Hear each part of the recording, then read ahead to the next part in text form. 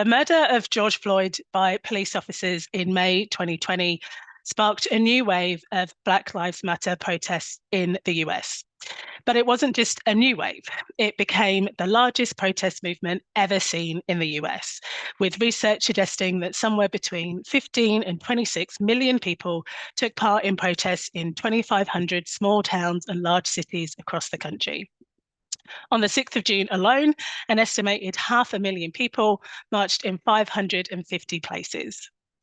This outpouring of anger and solidarity wasn't restricted to the US. Also, on the 6th of June in Australia, 60,000 people turned out in both Sydney and Melbourne, 30,000 in Brisbane, and an impressive 10,000 in Adelaide, one of our smaller state capital cities.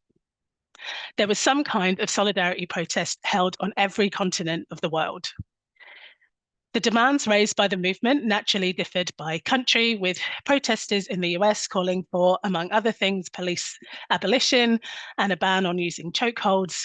In Australia, the demands were for ending Black deaths in custody, so the deaths of Aboriginal people.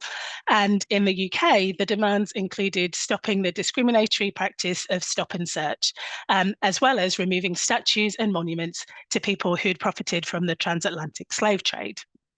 This led to the triumphant pulling down of the statue of slaver Edward Colston in Bristol, which ended up at the bottom of the River Avon.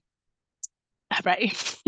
Unlike BLM protests of the past, nearly 95% of US counties that held a protest were majority white. So clearly, white people had been motivated to come out onto the streets in massive numbers in this watershed moment. But what was the best thing for them to be doing moving forward? The dominant narrative of the movement suggested that the best way that white people could show their support was through allyship. Now, while the idea of allyship has become increasingly popular over the last 5 to 10 years, it's really taken off in the last 3, I think, since the latest iteration of BLM. All those white people, not just in the US, but across the world, coming out in opposition to racism was absolutely something to be celebrated. And allyship can appear to be a way for people to show support for something they care deeply about without taking over. However, implicit in this is that taking over has been the cause of the failure of previous struggles as white organizations have hijacked them. But there are serious limitations with this to this approach, and 3 key problems with it, I think. 1, it centers identity and experience of oppression over political analysis. 2, it puts people from non-oppressed groups in a passive cheerleader role rather than seeing them as essential participants in the struggle. And 3, it assumes a privilege/benefiting from oppression framework that I think socialists should reject. So I'm going to argue in this talk that solidarity is the key way that we can get change, both in terms of fighting for reforms in the here and now, and in terms of harnessing the power that can change the world entirely. Raise Black voices. Listen to trans people. Sit down and shut up. These are just some of the instructions given to non-oppressed people in order for them to successfully demonstrate their allyship. The argument goes that if you don't have lived experience of an issue, you aren't allowed to speak about it. Now, of course, experience of oppression can be a powerful galvanizing tool for activism. For example, the interesting narrative of Equiano was the book written by a former slave that shed light on his personal experiences, demolishing many of the racist stereotypes that were prevalent at the time, and it made a vital contribution to the movement to abolish the slave trade in Britain. But experience is not the same as a political analysis that will help you understand how to fight an issue. Allyship has at its heart the idea that experience of oppression tells us everything about how to fight oppression. It demands that those from oppressed groups are automatically and exclusively political authorities on fighting it, and therefore they must be deferred to at all times. It demands that people without direct experience are at best able to offer encouragement from the sidelines, or at worst are causing harm by centering themselves simply by offering an alternative political framework for how to fight. Now, identity has been forged partly by capitalism, but also in part by resistance to oppression. The gay identity, for example, was partly a product of struggle, being reclaimed by the community after it had been used as a slur. And Black, capital B, Black, was used in the UK at least as a political identification for anyone non-white who'd experienced racism. This is one reason why people can think identity is automatically radical. However, the contradiction is that capitalism also shapes these ideas, but only does so in the interest of maintaining the status quo.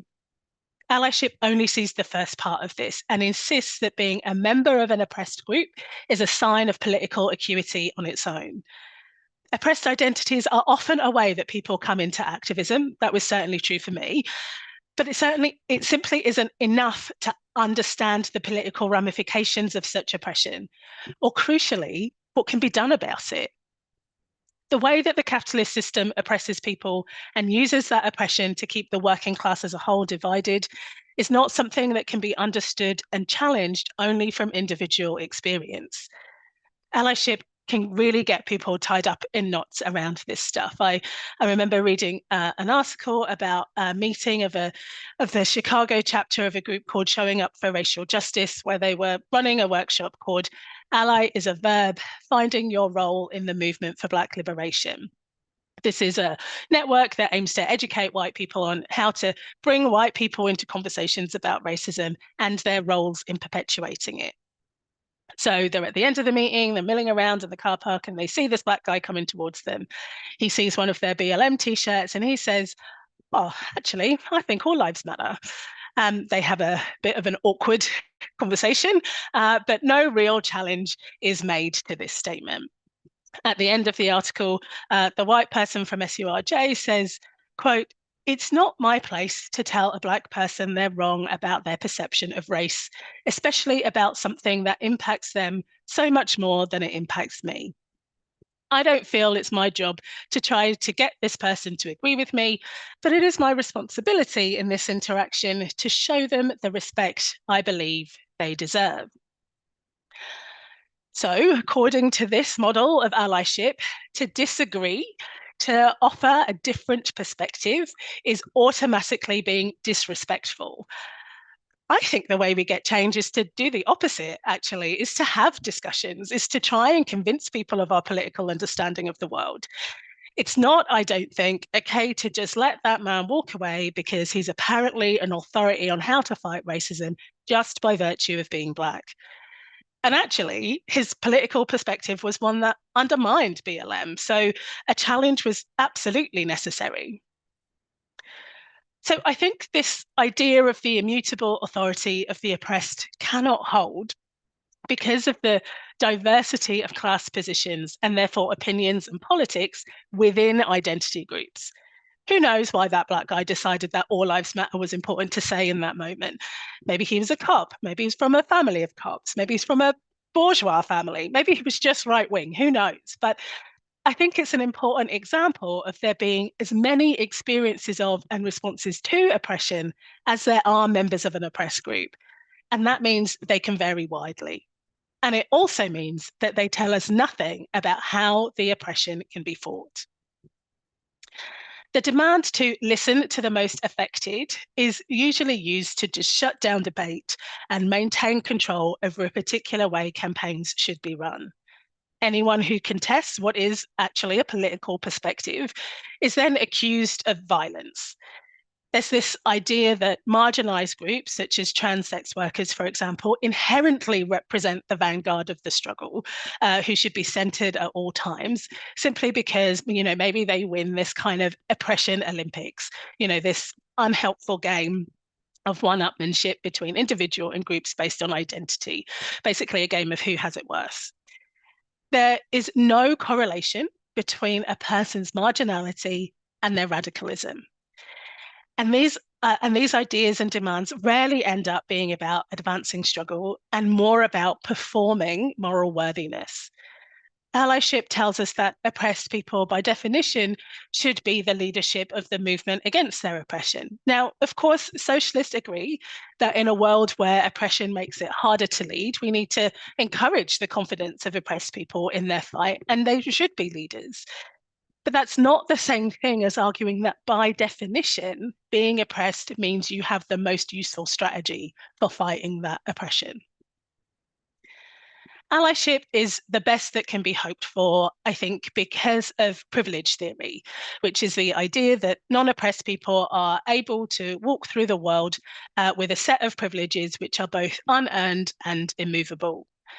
Michael Kimmel writes in his book, Privilege, a Reader, one can no more renounce privilege than stop breathing. It's just this immovable force. And allyship also argues that non-oppressed people are unwittingly complicit in oppression because of their unconscious biases. The oppression that Black people face is because white people have this inbuilt desire to dominate them. They just aren't conscious of it. Rennie Edo-Lodge, author of Why I'm No Longer Talking to White People About Race, said, racism is a white problem. It's a problem in the psyche of whiteness that white people must take responsibility to solve. No, actually, it's structural. The racist ideas in the heads of some white people come from the ruling class at the top of society because it suits them to use these bigoted ideas to justify their oppression of the working class as a whole and specific identity groups in particular. And by structural, I don't mean that just structures are made up of people with a bunch of personal prejudices in any particular organization. By structural, I mean the way in which those institutions function in our society as a way to organize and defend capitalism. So it's the way that the race of the individuals within an institution doesn't make a difference to how racist that institution is. For example, every single one of the 5 police officers charged with the murder of Tyree Nichols in Memphis in January was Black. This is what we mean by structural racism. The explicit racism of the past hasn't just been repressed in the unconscious psyche of white people. It's been actively driven back by anti-racist struggles, which has changed the political climate in our society. But we mustn't be complacent. Gains like this can be rolled back. Just look at the international rise in transphobia in the US and the UK and even Australia right now. And so I think that thinking about which forces are responsible for oppression is important because it shapes how we fight it. Privilege theory is a passive, pessimistic dead end. We must be clear. The absence of oppression is not the same as privilege. In the words of Emma Dabiri, author of What White People Can Do Next, From Allyship to Coalition, the right to secure housing or to walk through a shop without being trailed by security are not privileges. They are rights that belong to every human being. Privilege theory fails to talk about the one group of people who are privileged in our society, the ruling class. They're the ones who hoard all the wealth, decide how production is organized. They're the ones who wield all the power, all the political power in our society. Their privileges are certainly unearned, and they have absolutely no interest in changing this state of affairs. But privilege theory and allyship would rather concern themselves with insisting that it's the people of the working class who don't belong to an oppressed minority group who benefit from oppression, despite the fact that the working class itself is an oppressed group. In fact, it's the biggest oppressed group in society. And their argument flies in the face of the material reality. There are so many studies that show that the working class do not materially benefit from oppression, and in reality, actually suffer from the divisions created by the oppression of specific identity groups within it. For example, as I'm sure you'll know, in the southern states of the US, where racism is more entrenched due to the legacy of slavery, white workers are paid lower there than white workers in the North. US economist Michael Reich, after conducting research into this area, concluded that the greater the divide between Black and white incomes, the greater inequality within white incomes. This is usually because levels of union organization in those areas are low due to the divisions created by oppression. So it's the bosses who benefit from creating division between Black and white workers, not white people. Having this analysis helps us to understand why some white people can accept racist ideas without it being because they benefit. The system works really bloody hard to create and maintain the racial divides that are not in the interest of the majority of people in our society. So racism and bigotry doesn't just come from the ideas in people's heads, but from the social conditions that are created at the top of society that does lead some people to adopt some distorted views. But according to privileged theorists, bigoted ideas are apparently not the product of ruling class ideology, but the valid, natural way for non-oppressed people to think about the oppressed. Anyone who does have strong anti-oppressive ideas is the real distortion and must torture themselves until they can actually confront their bigotry and decolonize their minds. It's a preposterous premise that everyone is a racist deep down and merely speaks to the pessimism and passivity at the heart of such thinking. Robert Jensen, in his book, The Fears of White People, sums up this tortuous position. He writes, virtually every white person I know, including white people fighting for racial justice and including myself, carries some level of racism in our minds and hearts and bodies. In our heads, we can pretend to eliminate it, but most of us know it's there. And because we're all supposed to be appropriately anti-racist, we carry that lingering racism with a new kind of fear. What if non-white people look at us and can see it? What if they can see through us? What if they can look past our anti-racist vocabulary and sense that we still don't really know how to treat them as equals? What if they know about us what we don't dare know about ourselves? What if they can see what we can't even voice? I mean, the poor lamb, he's really kind of getting himself worked up in all of that. It says like either you're privileged and benefit from the status quo, so you don't want to fight against oppression, or you do want to fight against oppression, but you can't because that means you're in denial of your true nature. So you're damned if you do and you're damned if you don't. And true to capitalism's ability to commodify every fucking thing, some people are making an absolute fortune delivering these workshops designed to tell white people that they're responsible for the oppression which capitalism itself creates. It's not us, it's all you. You're the ones who's got to sort it out, nothing to do with us. Capitalism's very good at doing that. On top of all of this, allyship insists that because non-oppressed people won't give up their social privilege, the least they can do is give up some of their material privilege. And this is reflected in the popular Australian hashtag pay the rent. Marxists are absolutely for state governments, federal governments, national, multinational institutions paying reparations for the destruction of people's lives, whether it's for the descendants of enslaved people in the US and Britain, or for the genocide and wage theft of Aboriginal people in Australia and other Indigenous communities elsewhere in the world. Some activists on the left share that perspective, but increasingly in Australia, hashtag pay the rent is used not to mean taking back the wealth from the capitalist class. It just means that workers who are slightly better paid should give up some of their stuff because they're complicit in the actions of governments and institutions by default of belonging to the same identity group. It looks like feminists calling for male workers to take wage cuts to close the gender pay gap. It looks like individual white people giving money to individual Black people. Rennie Addo Lodge again. White support looks like financial assistance to oppressed groups doing vital work. Proponents of allyship cheer these developments as successfully securing compensation, but it just lets the bosses and governments who should actually be paying reparations off the hook, because they're the ones who are the actual institutions responsible for historic and current oppression and genocide. Instead of a focus on joint collective struggle, it makes fighting oppression a decidedly individual strategy. The focus on cultural reform rather than structural reform serves two purposes, I think. Firstly, it confirms that the structures are absolute and unshakable, which suits the ruling class just fine.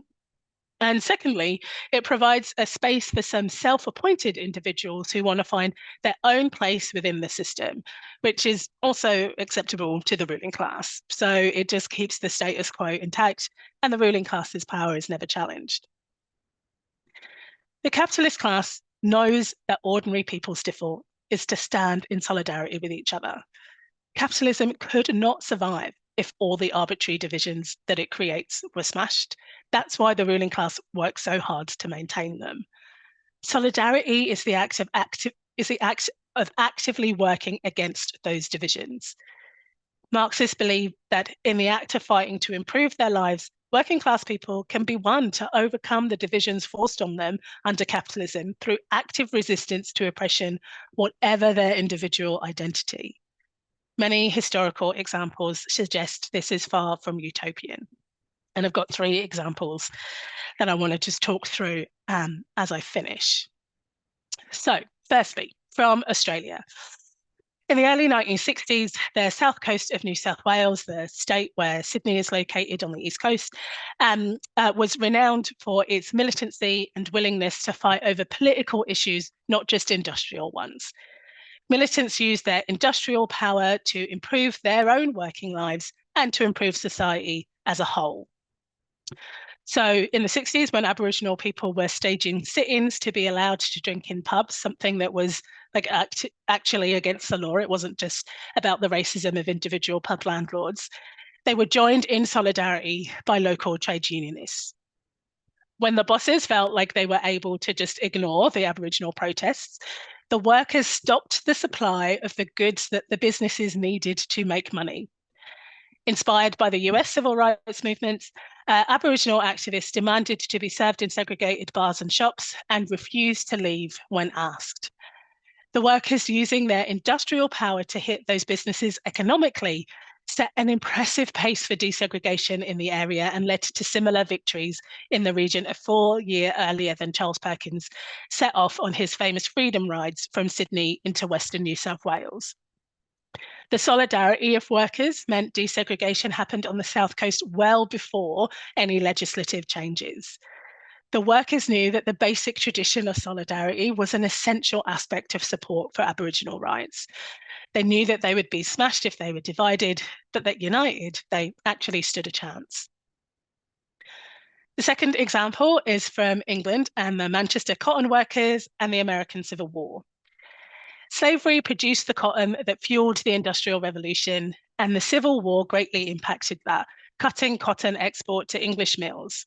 1 in 6 workers in the country worked in the textile industry, so there was this kind of widely held common sense view that the South should probably be supported by workers, let's get back to work. But they were not unmoved by the barbarity of slavery, and so they debated in mass meetings for months. And the textile workers were won to an understanding of how the emancipation of slaves in America was connected to their own struggles at home for better lives and greater freedom. None of this was automatic. Some workers did support the South.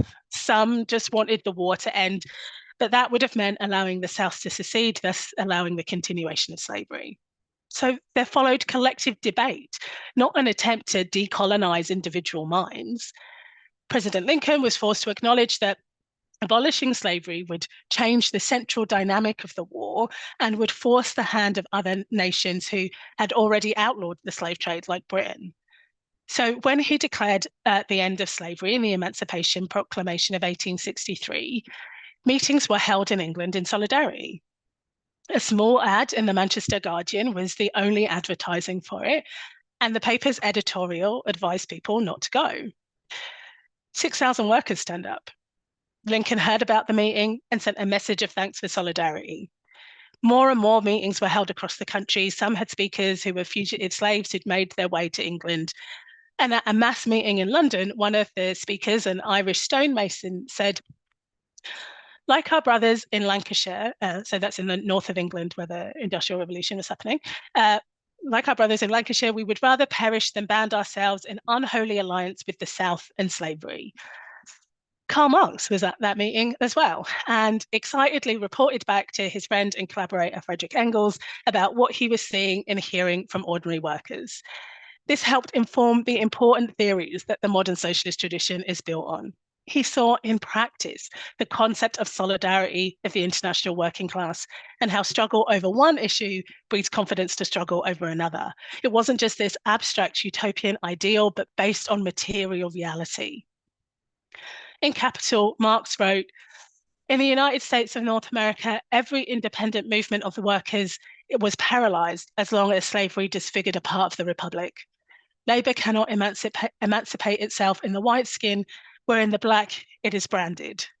But out of the death of slavery, a new life at once arose. The first fruit of the Civil War was the 8 hours agitation."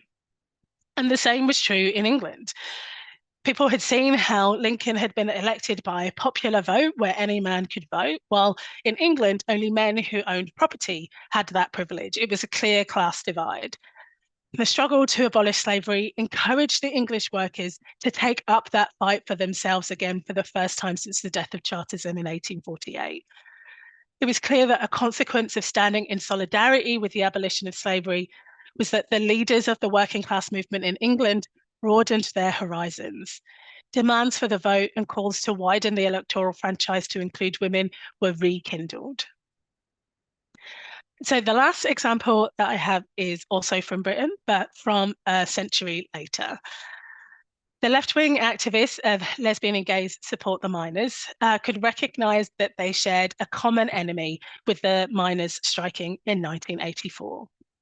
As featured in the 2014 film Pride, lesbian and gay support the miners were set up by communists and trade unionists who knew they were being attacked by the Tory government, just like the miners were. The 80s was a bleak time to be gay in Britain. Tabloids sold millions off the back of homophobic headlines. The police would turn a blind eye to gay bashings, and government inaction and fear-mongering around the developing AIDS epidemic would doom a whole generation of gay men to death. They knew that a blow against Thatcher with a victory by the miners would weaken any further attacks on their community. So they collected money and put on fundraising gigs. Some of the money was used to buy a van that would be used to ferry striking workers to different picket lines and to make sure that people stayed confident and stayed out on strike. Now, while the 84-85 miners' strike did go down to defeat, it's important to recognise how invaluable the struggle was in showing in practice how people's ideas change. While some of the tensions between the working class mining communities and the LGBTI people supporting them was somewhat played up for the film, the miners wouldn't have been entirely immune from the common consensus that gay people were a bit dodgy. Again, not all those ideas changed, but building relationships with LGSM and other LGBTI people who offered unconditional support absolutely started to change those ideas on both sides. Sections of the LGBTI community were massively invigorated and politicised by their involvement in the strike, which had an impact when they then mobilised against Section 28 when that attack came a few years later. Section 28 was this British law which prohibited the promotion of homosexuality in any public institution, so schools or libraries or community centres, anything like that. But the idea of mass protest seemed like such common sense by then. And like I say, it was a two-way process. The involvement in the working class struggle strengthened the fight over oppression. For the miners, they realised that they shouldn't believe everything they read in the papers about the gays, because the same papers were lying about them as well. After the enormous show of solidarity during the strike, the miners started to identify with the LGBTI struggle. And in 1985, the National Union of Mine Workers called for the Trade Union Congress and the Labour Party conferences to actively support the gay and lesbian struggle and demand that it be taken seriously as a union issue. Despite years of activists trying to do just this, it was the strike that made sure that those issues were at the heart of the trade union movement in Britain, where it remains today. And the film Pride ends with hundreds of miners coming to London, leading off the Pride March in 1985, standing shoulder to shoulder with the gay community. I don't know how many of you might have seen the film, but here's a little clip that shows you the miners coming to Pride.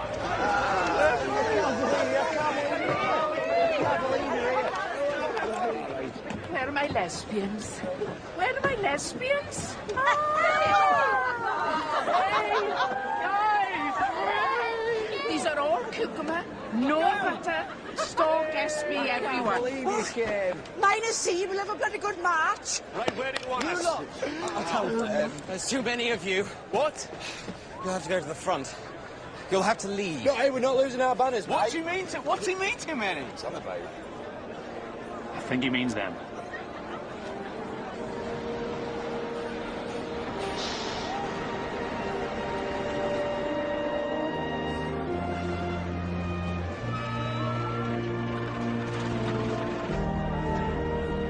Caerphilly, West Glamorgan, East Glamorgan, Abercrave Lodge, Aberdare Lodge, Bargoed Surface Lodge, Fernhill Lodge, Bardy Lodge, Blind Lodge, Cambion Lodge, Burneside Plant, Mountain Ash Lodge, Dulles Valley Lodge, Onjoin, Outford West Lodge, South Wales NUM headquarters. Gays and lesbians have been absolutely magnificent. There's no other word for it. You must have found it a bit weird, a load of gays and lesbians descending on you like that.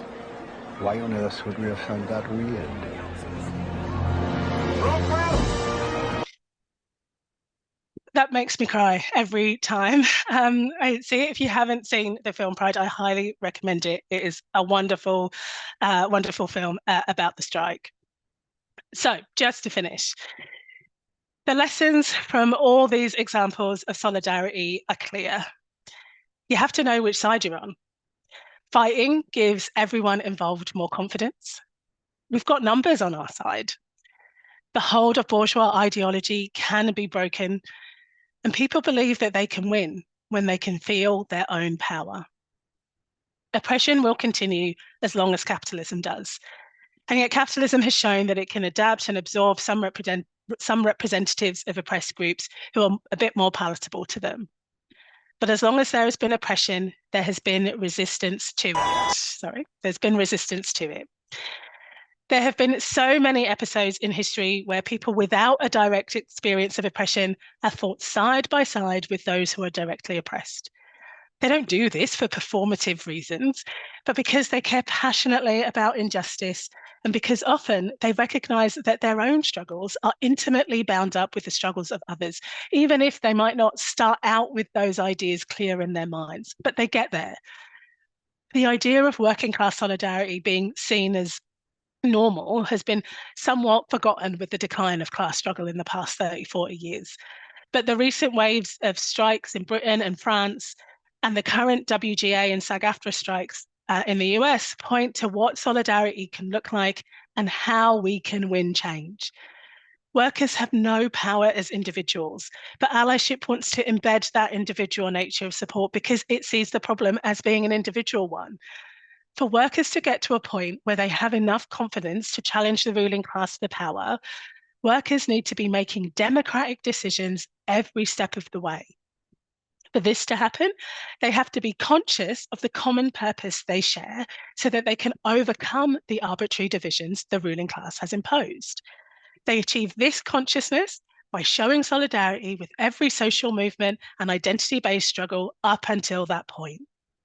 By breaking down the divisions, not reinforcing them, by standing in solidarity with each other, not just being allies, and by recognizing their common interests, they have made themselves ready to run society. Allyship tells people who want to do something about oppression that their only option is to turn inward and look to individual lifestyle choices as the solution. But just as it's now widely accepted that keep cups won't save the planet from climate destruction, so it must be recognized that individual allyship doesn't do anything in the fight against oppression. Solidarity tells us that no one is free until we are all free, and that our freedom is inextricably linked to the freedom of all the oppressed. Solidarity is not based on a squad of cheerleaders supporting the oppressed from the sidelines, based on moralizing hand-wringing, but based on an understanding that there is a shared interest and that collective democratic struggle is the way to win. Allyship tells us being a good ally means confessing your privilege, offering deep empathy, and feeling guilty about your complicity in an oppressive system. Solidarity tells us that an injury to one is an injury to all. Solidarity is based on the idea that it will take every single one of us working together to destroy the exploitative economic system in which oppression is rooted if we truly want nothing less than liberation. And I'll leave it there. Thanks, comrades.